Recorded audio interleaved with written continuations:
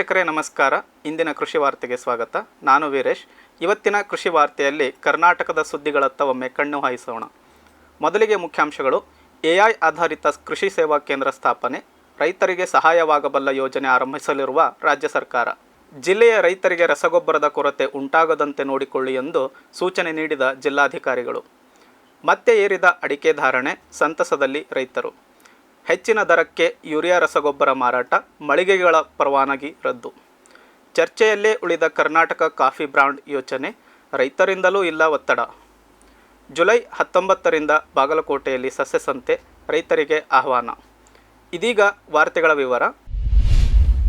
AI ಆಧಾರಿತ ಕೃಷಿ ಸೇವಾ ಕೇಂದ್ರ ಸ್ಥಾಪನೆ, ರೈತರಿಗೆ ಸಹಾಯವಾಗಬಲ್ಲ ಯೋಜನೆ ಆರಂಭಿಸಲಿರುವ ರಾಜ್ಯ ಸರ್ಕಾರ. ಕರ್ನಾಟಕ ಸರ್ಕಾರ ರಾಜ್ಯದ ರೈತರ ಆದಾಯ ಹೆಚ್ಚಳಕ್ಕೆ, ಲಾಭದಾಯಕ ಕೃಷಿಗೆ ಉತ್ತೇಜನ ನೀಡಲು ಯೋಚಿಸುತ್ತಿದೆ. ಈ ಸಂಬಂಧ ಕೃತಕ ಬುದ್ಧಿಮತ್ತೆಯನ್ನು ಕೃಷಿಯ ಭಾಗವಾಗಿಸಲು ಮುಂದಾಗಿದೆ. AI ಆಧಾರಿತ ಕೃಷಿ ಸೇವಾ ಕೇಂದ್ರಗಳನ್ನು ಸ್ಥಾಪಿಸುತ್ತಿದೆ. ಇದು ಬೆಳೆಗಳ ಇಳುವರಿ ಹೆಚ್ಚಳಕ್ಕೆ ಪೂರಕವಾಗಿರಲಿದೆ. ಈ ಸೇವಾ ಕೇಂದ್ರಗಳನ್ನು ರಾಜ್ಯದ ವಿವಿಧ ಜಿಲ್ಲೆಗಳಲ್ಲಿ ಸ್ಥಾಪಿಸಲಾಗುವುದು. ಆಯಾ ಭೂಮಿಯ ಫಲವತ್ತತೆ, ಮಣ್ಣಿನ ಗುಣ, ಹವಾಮಾನ, ಭೂಮಿ ವೈವಿಧ್ಯತೆ, ಮಳೆ ದಾಖಲಾತಿ ಪ್ರಮಾಣ, ಹಾಲಿ ಬೆಳೆ ಪದ್ಧತಿ, ಇಳುವರಿ, ಭೂಮಿ ನಕ್ಷೆ ಸೇರಿದಂತೆ ಇತರ ಅಂಶಗಳನ್ನು ಕೃತಕ ಬುದ್ಧಿಮತ್ತೆ ಅಭ್ಯಸಿಸಲಿದೆ. ಅದರ ಆಧಾರದಲ್ಲಿ ಸೇವಾ ಕೇಂದ್ರಗಳು ರೈತರಿಗೆ ಬೇಕಾದ ಮಾಹಿತಿಗಳನ್ನು ನೀಡಲಿವೆ. ಇದರಿಂದ ರೈತರಿಗೆ ಮತ್ತು ರಾಜ್ಯದ ವ್ಯವಸಾಯ ಪದ್ಧತಿಗೆ ಸಾಕಷ್ಟು ಅನುಕೂಲ ಆಗಲಿದೆ. ಜಿಲ್ಲೆಯ ರೈತರಿಗೆ ರಸಗೊಬ್ಬರದ ಕೊರತೆ ಉಂಟಾಗದಂತೆ ನೋಡಿಕೊಳ್ಳಿ ಎಂದು ಸೂಚನೆ ನೀಡಿದ ಜಿಲ್ಲಾಧಿಕಾರಿಗಳು.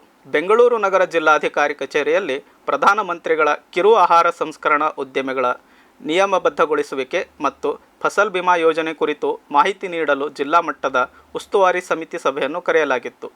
ಸಭೆಯ ಅಧ್ಯಕ್ಷತೆಯನ್ನು ವಹಿಸಿದ್ದ ಜಿಲ್ಲಾಧಿಕಾರಿ ಜಿ. ಜಗದೀಶ್ ಅವರು ಬೀಜ ಮತ್ತು ರಸಗೊಬ್ಬರದ ಪೂರೈಕೆಯಲ್ಲಿ ರೈತರಿಗೆ ಕೊರತೆ ಆಗದಂತೆ ನೋಡಿಕೊಳ್ಳಿ ಎಂದು ಕೃಷಿ ಇಲಾಖೆಯ ಅಧಿಕಾರಿಗಳಿಗೆ ಖಡಕ್ ಸೂಚನೆ ನೀಡಿದರು.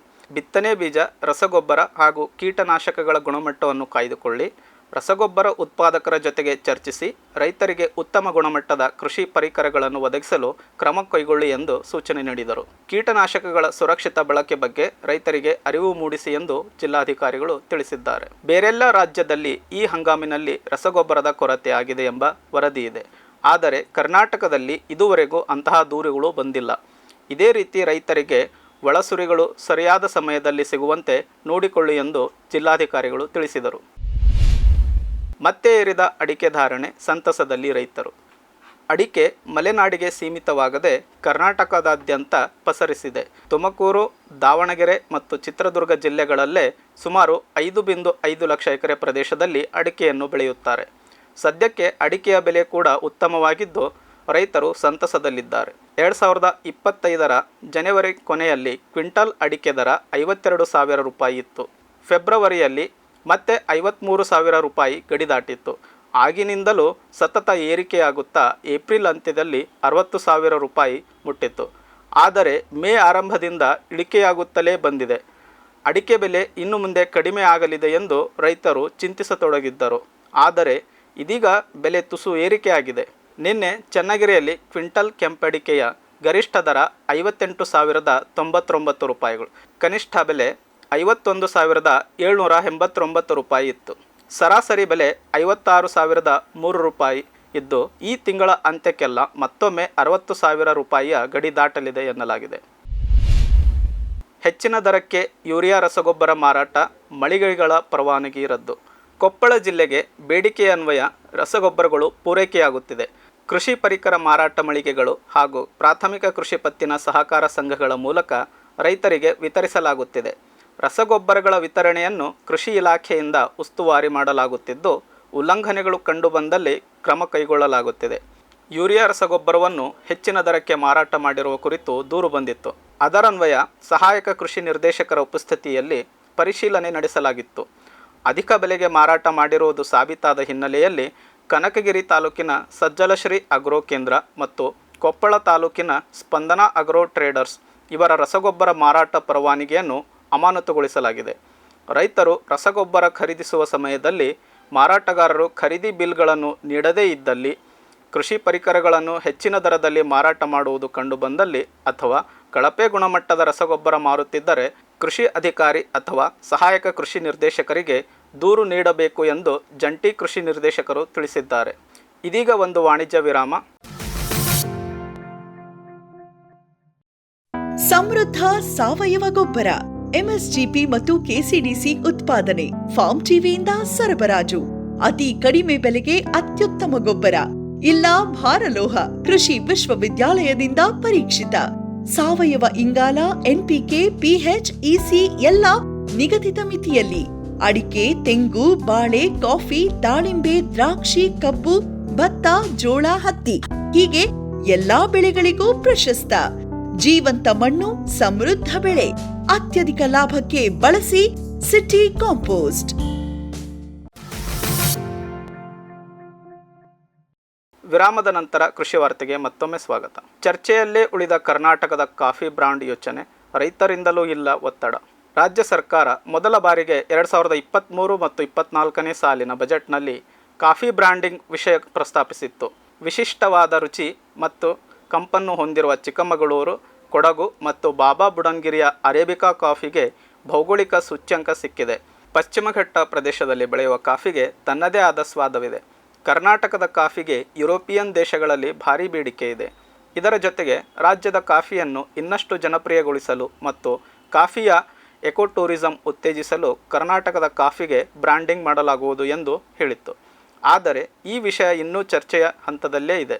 ಸರ್ಕಾರದ ಮುಖ್ಯ ಕಾರ್ಯದರ್ಶಿ ಶಾಲಿನಿ ರಜನೀಶ್ ಅವರ ನೇತೃತ್ವದಲ್ಲಿ 2 ಸಭೆಗಳು ನಡೆದಿವೆ. ಕಾಫಿಗೆ ಯಾವ ರೀತಿಯ ಬ್ರ್ಯಾಂಡ್ ರೂಪ ನೀಡುವುದು ಎನ್ನುವುದರ ಬಗ್ಗೆ ಇನ್ನಷ್ಟು ಚರ್ಚೆಗಳು ನಡೆಯಬೇಕಿದೆ. ಸರ್ಕಾರ ಕರೆದರೆ ಸಮಾಲೋಚನೆ ನಡೆಸಲು ಸಿದ್ಧರಿದ್ದೇವೆ ಎಂದು ಕಾಫಿ ಮಂಡಳಿ ತಿಳಿಸಿದೆ. ಸದ್ಯಕ್ಕೆ ಕರ್ನಾಟಕದ ಕಾಫಿಗೆ ಒಳ್ಳೆಯ ಬೆಲೆ ಮತ್ತು ಬೇಡಿಕೆ ಇರುವುದರಿಂದ ಬೆಳೆಗಾರರು ಸಂತಸದಲ್ಲಿದ್ದಾರೆ. ಬ್ರಾಂಡಿಂಗ್ ಬಗ್ಗೆ ಅವರೂ ಹೆಚ್ಚಾಗಿ ತಲೆಕೆಡಿಸಿಕೊಂಡಿಲ್ಲ. ಸರ್ಕಾರದ ಮೇಲೆ ಒತ್ತಡವನ್ನು ಹಾಕುತ್ತಿಲ್ಲ. ಪ್ರಪಂಚದಲ್ಲಿ ಎಲ್ಲೇ ಹೋದರೂ ಸಿಗುವಂತಹ ಕರ್ನಾಟಕದ ಕಾಫಿ ಎಂಬ ಬ್ರ್ಯಾಂಡ್ ಮಾಡಬೇಕು ಎಂಬ ಆಲೋಚನೆ ಸರ್ಕಾರದ್ದು. ಇದರ ಬಗ್ಗೆ ಇನ್ನಷ್ಟು ಕೆಲಸ ತ್ವರಿತಗತಿಯಲ್ಲಿ ನಡೆಯಬೇಕಿದೆ.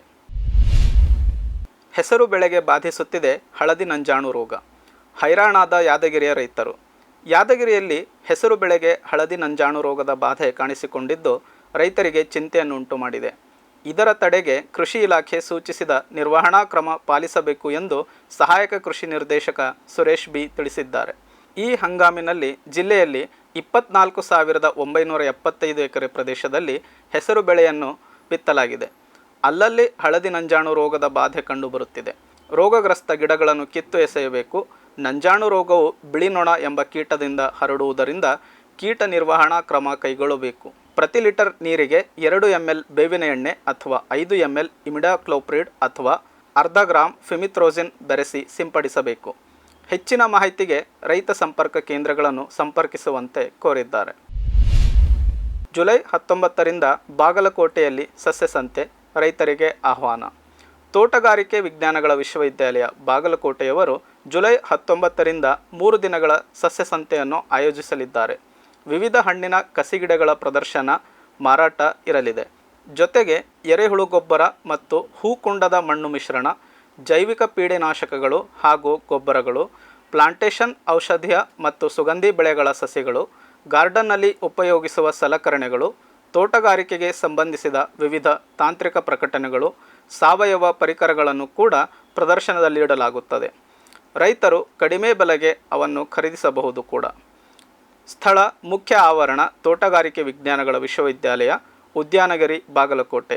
ತೋಟಗಾರಿಕೆಗೆ ಸಂಬಂಧಿಸಿದ ವೈವಿಧ್ಯಮಯ ಮಳಿಗೆಗಳು ಇರಲಿವೆ. ರೈತರು ಹೆಚ್ಚಿನ ಸಂಖ್ಯೆಯಲ್ಲಿ ಆಗಮಿಸಿ ಇದರ ಪ್ರಯೋಜನವನ್ನು ಪಡೆದುಕೊಳ್ಳಲು ಕೋರಲಾಗಿದೆ. ಇದು ಇವತ್ತಿನ ವಿಶೇಷ ಕರ್ನಾಟಕ ಕೃಷಿ ವಾರ್ತೆ. ಮತ್ತೆ ನಾಳಿನ ವಾರ್ತಾ ಪ್ರಸಾರದಲ್ಲಿ ಭೇಟಿಯಾಗೋಣ. ಅಲ್ಲಿಯವರೆಗೆ ಫಾರ್ಮ್ ಟಿವಿಯನ್ನು ವೀಕ್ಷಿಸುತ್ತೀರಿ. ನಮಸ್ಕಾರ.